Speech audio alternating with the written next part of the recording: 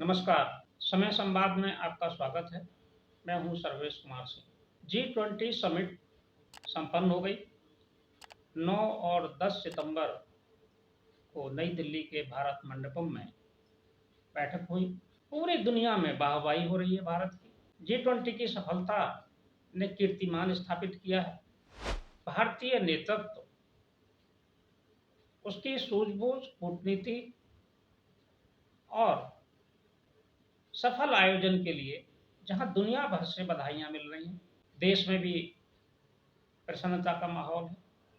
लेकिन देश का सबसे बड़ा विपक्षी दल कांग्रेस, उसकी नेताओं ने नानू कर करके कई सवाल उठाए G20 पर। और एक तरफ उनके नेता ने प्रेस कॉन्फ्रेंस करके G20 को एक शोर शराबा करार दिया।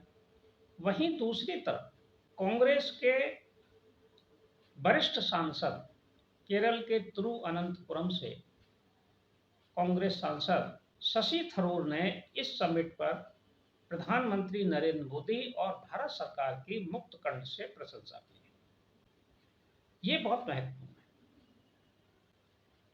ये प्रशंसा और जी समिट की घटनाएं, जिसमें यह भी प्रमुख है कि कांग्रेस के शासित राज्यों के कई मुख्यमंत्री समिट में नहीं आए, लेकिन हिमाचल प्रदेश से सुखविंदर सिंह सुक्खू इसमें शामिल हुए और इंडिया गठबंधन के प्रमुख नेता नीतीश कुमार बिहार के मुख्यमंत्री के रूप में शामिल हुए। उनका आतिथ्य स्वयं प्रधानमंत्री ने बहुत गर्मजोशी के साथ किया।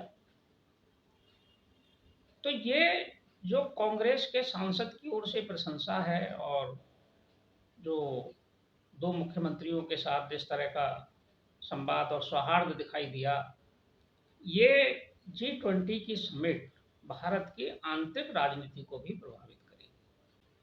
भारत में जो दो गठबंधन काम कर रहे हैं, INDIA इंडिया और NDA, दोनों के बीच सीधा सीधा सीमा रेखा खिंची हुई है अगले चुनाव के लिए।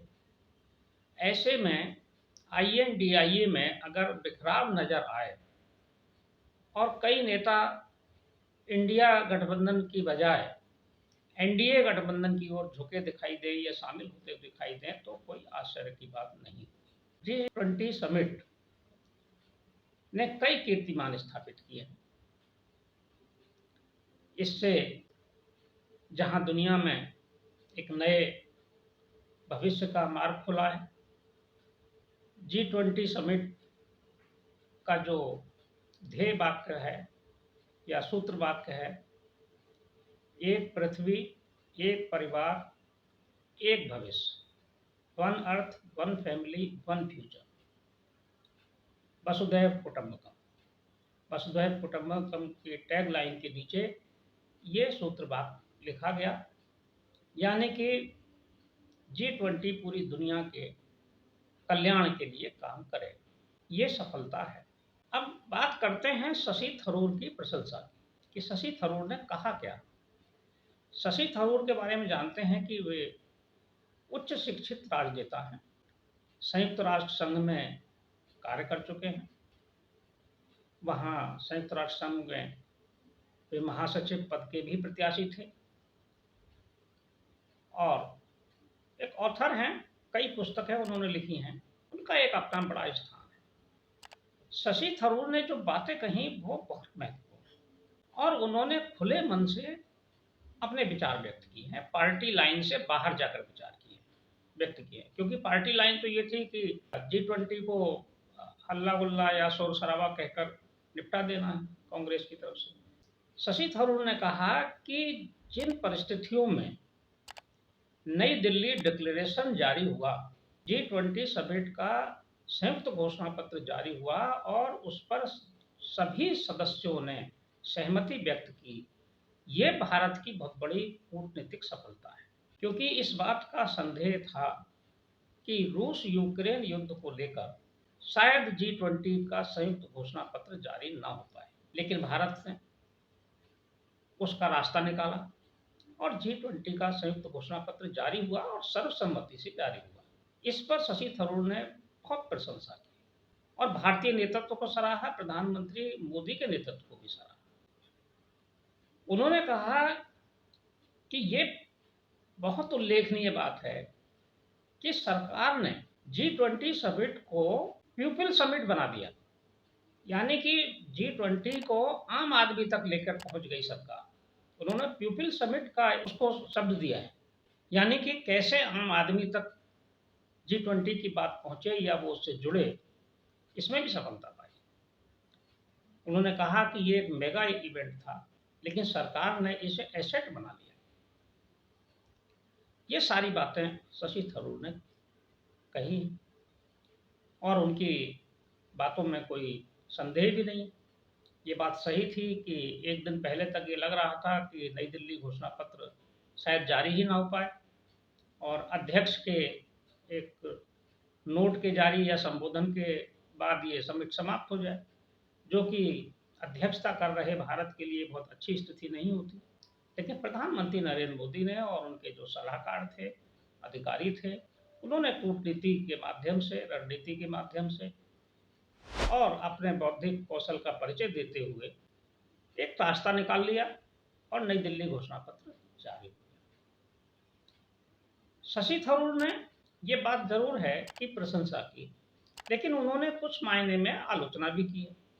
ये उनका अधिकार भी है, एक बड़ी पार्टी के सांसद भी हैं और उनको अपनी बात कहने का अधिकार है।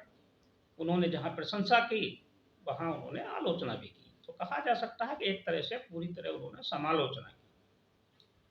उन्होंने कहा कि भारतीय जनता पार्टी ने इस सरकार को, सरकारी इवेंट को एक तरह से पार्टी के इवेंट की तरह आयोजित किया। उन्होंने इस बात पर भी कटाक्ष किया कि दिल्ली में हर 50 मीटर की दूरी पर प्रधानमंत्री मोदी की फोटो लगी हुई थी। ऐसा लग रहा था कि आयोजन कोई सरकार का न होकर भारतीय जनता पार्टी का हो। उन्होंने समिट में विपक्षी नेताओं की अवहेलना का आरोप लगाया। तो शशि थरूर ने बहुत निष्पक्ष ढंग से इसकी समीक्षा की और उन्होंने एक बात और कही। उन्होंने कहा कि हमारी सरकार ने, भारत सरकार ने इस इवेंट को कैसे पूरे देश में फैला दिया। देश में 58 शहरों में 200 मीटिंगें कराई G20 समिट की। पूरे देश भर, पूरे वर्ष भर आयोजन चलते रहे और इसे आम समाज तक इसको पहुंचा दिया G20 समिट की बात को। यूनिवर्सिटीज में कार्यक्रम हुए, सिविल सोसाइटीज के साथ हुए, उद्योग के लोगों के साथ हुए, हर पक्ष को, हर वर्ग को सरकार इससे जोड़ने में सफल रही। G20 समिट जो तो भारत का सरकारी कार्यक्रम था, एक सरकार को जिम्मेदारी मिली थी, भारत को नेतृत्व मिला था 1 साल के लिए। अब ब्राजील इसका नेतृत्व करेगा, लेकिन सरकार ने बड़ी सफलता के साथ, सूझबूझ के साथ इसको संपन्न कराया। और जिस पार्टी की सरकार है, भारतीय जनता पार्टी की, उसको इसका लाभ भी निसंदेह मिलेगा। और लाभ तो सीधे सीधे मिलेगा ही, दूसरी पार्टियों में अगर फूट पड़ती नजर आए और G20 समिट के बाद एनडीए का पलड़ा भारी होता नजर आए तो कोई आश्चर्य की बात नहीं। समय संवाद में आज बस इतना ही। कल फिर मिलेंगे किसी एक खास विषय के साथ। तब तक के लिए मैं सर्वेश कुमार सिंह आपसे विदा लेता हूँ। नमस्कार।